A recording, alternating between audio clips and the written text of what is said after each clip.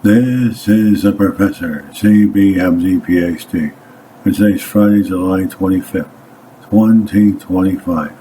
It is 11:11 and 13 seconds, p.m. Eastern Standard Time, and today's research, the Cable Guy. There is top-level cooperation between the cable companies and the government as part of a giant surveillance and information-gathering network. The new range of cable boxes that all cable systems currently use are employed as a junction decoder. All of these new junction boxes contain a tiny microphone inside, with a black and white fisheye camera behind the clear plastic on the front. The cable has return channels included into its specifications for sending these signals back to the carrier. It is possible for the cable companies to tune in to any house with cable installed and listen in and see what is happening at any particular time.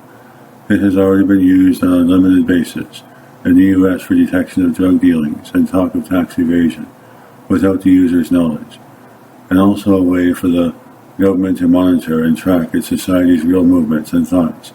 Periodically, the cable companies will give away a free connection and a competition scam to the people that they want to target for monitoring. The second piece of the puzzle is something that many have suspected, and some have been ridiculed for discovering. I have a friend who has been in the telephone and cable business his entire adult life. During a recent conversation about orgonite and disabling the mind control function of cell towers, he said in a low voice that it was true. If you have cable TV or cable internet, the cable company knows everything that goes on in your house. Remember President Bush mandating that all TV go digital shortly after taking office. The FCC has designated February 17, 2009 as a new date for all TV broadcasts to permanently switch to a digital signal. I had never seen my friend be so serious in all the years I have known him. When he brought the subject up to his boss, he was told that you don't know this, and for your own good, forget this conversation. Cable companies' dirty little secret. By the way, my boss also said that he did not have cable in his house. An acquaintance who is involved with telecommunications told me that the snoops have the ability to listen in. Two-way interaction is the way that he put it, through some kind of black box in our television sets, via the cable hookups we invited into our homes. He went on to say that a friend of his working through TV repair school was advised not to question the purpose of the black box in the television set that he was training on at the time.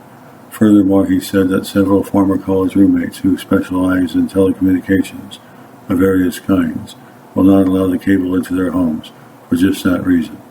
Obviously, we are way past George Orwell's wildest dreams as far as the snoop tech goes.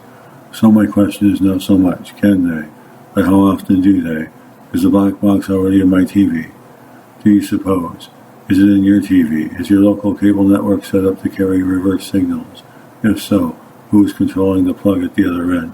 First, I can confirm this is not a rumor, but as fact. This has been the case for over a dozen years. The Cable Ready set has had this ability ever since the term Cable Ready came into being. I worked on a joint project between the power company, the phone company, Southwestern Bell, and the cable TV company over 11 years ago. We discussed the security options that were available at the time. This subject had nothing to do with the joint project, but was just something that we tossed around for 6 months that we worked together. I made sure that the conversation came up from time to time. The electric company has a small unit that would fit into a standard 2-plug wall box. That was basically an FM transmitter. This sent a signal over the power lines that could be picked up anywhere that another power line went. In fact, it was one of the renegades and the effort who joined the Radio Shack and started what we now call nursery monitors. You know, those things that you plug into your power line that send a signal to any other power plug in the house. Well, it is also sending that signal to every other power plug on the entire system. They also had a small fisheye lens that replaced the middle screw in the plug, which could send out a visual signal, but because of its size and poor quality of the FM signal, it was limited to motion detection. These options were currently in use in some companies in the U.S., and were marked as a security feature in certain countries, mostly in Europe. It could not be sold in the U.S. because if everyone knew the potential of this device, they would revolt. This comment came from the power company man, showing me that they were already aware of this attitude, yet were still keeping the possibility.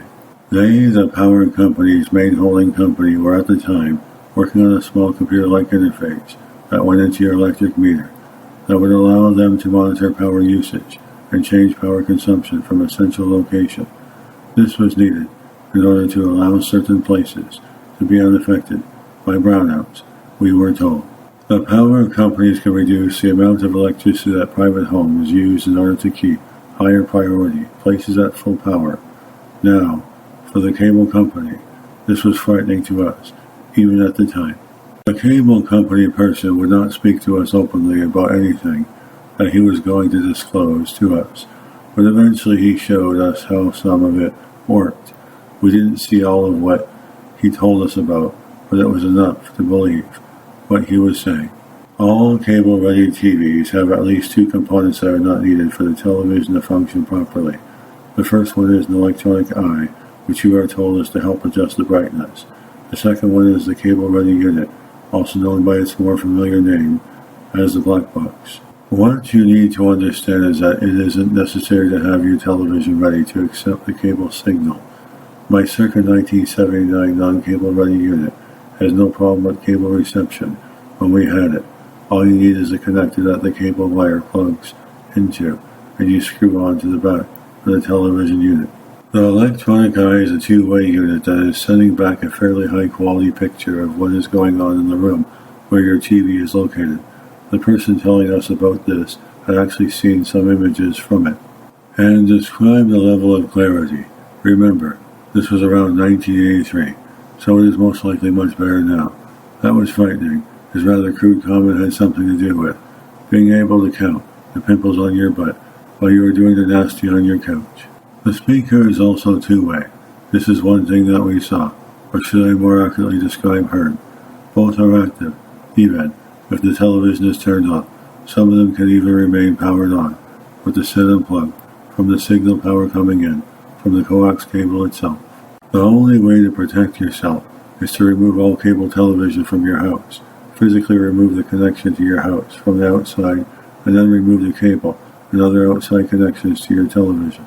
The signal from these cable-ready units that is sent out from your cable-ready television goes out through the antenna's connection, so that even if you disconnect your cable connection to the house, the then ungrounded wire in the house is transmitting a signal that can be picked up from some distance away. This is another thing that we saw. We actually went down the alley listening in on conversations going on in the houses we were passing. I don't know that the visual signal is also being transmitted, but I know that the audio signal was going out bright and clear. There are places in Europe where these services were, and still are, being offered on a commercial basis. The cable person made comments about an agreement when the power company person talked about people not accepting these things in the U.S., but said that nobody there had discussed those issues that openly. Part of what we were doing in the joint project was taking records from the 3 different organizations and verifying their accuracy, part of a requirement from the Texas Public Utilities Commission, which had a person accompany us from time to time. We spent 6 months riding around in company trucks, going from place to place, checking on the accuracy of the records for that place. Because of the requirements of the project, they used people who were techies, instead of just installers, repairmen, etc. All of us were considered to be the experts in our field. 1 week, we would be in an electric company truck, 1 week in a cable company truck or car, and another week in my phone company car. The power company person showed us some of the FM transmitters at one of the companies while we were there, so I at least saw that piece of equipment.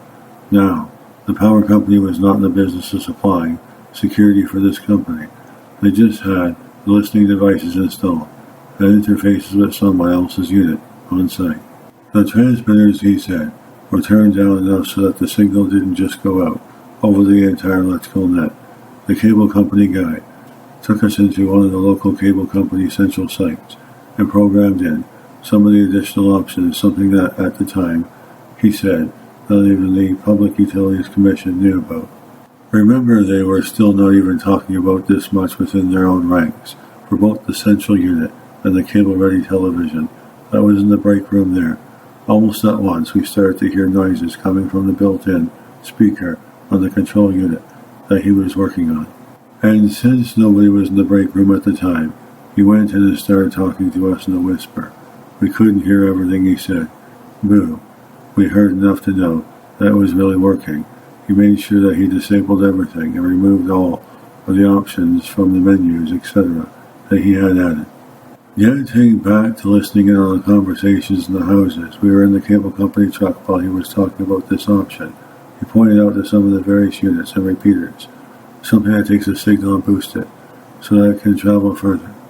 When he commented on the underground cable becoming a radio antenna, I could see how that could work, but the power company person wanted something more than talk. So we went behind a rather large apartment complex. The cable person called in for a listing of registered users and services. These were compared with what was actually in use at the central connection for the building, with the unauthorized service being disconnected. Quite a lot of them, I might add. The cable person then went onto the back of the truck and took out a pole that extended quite a ways, perhaps 15 feet, with a dense antenna at the end. This got plugged into a box with a speaker. There was a lot of static and noise and stuff most of the time that the pole was being passed across the various connections, but every once in a while there came through a very clear signal. Noises that were clearly from various parts of the apartment were being heard, a baby crying that sounded fairly far away, like from another room, etc. We were then told that if units were truly programmed properly, like was done at the central office, then each signal might be heard a little better. Also, that if the unit was programmed properly, that there was some sort of way that they would be, in future tense, able to put them on separate frequencies, but at that time, it was not possible. This future time was awaiting the advent of fiber optic cabling, and still mostly a theory. This person, knowing that we were both as technically knowledgeable as he or she was, would not give out more details than that. Notice that I have been trying to keep my descriptions as generic as possible, so I don't know anything more. I did try to contact a cable company in one of the towns in Germany that I had lived in to see if they were aware of these things and could give me more details, but was never able to really make them understand what I was wanting. I don't speak German well enough, and they either did not understand English enough or faked that they did not understand what I wanted. That is all I can provide for now. I have called around here, but none of the cable people will give me an answer, and no matter who I call, service cuss reps, etc., I am transferred to some glib, slick-tongued public relations type who tells me that I'm not even in the same solar system as reality.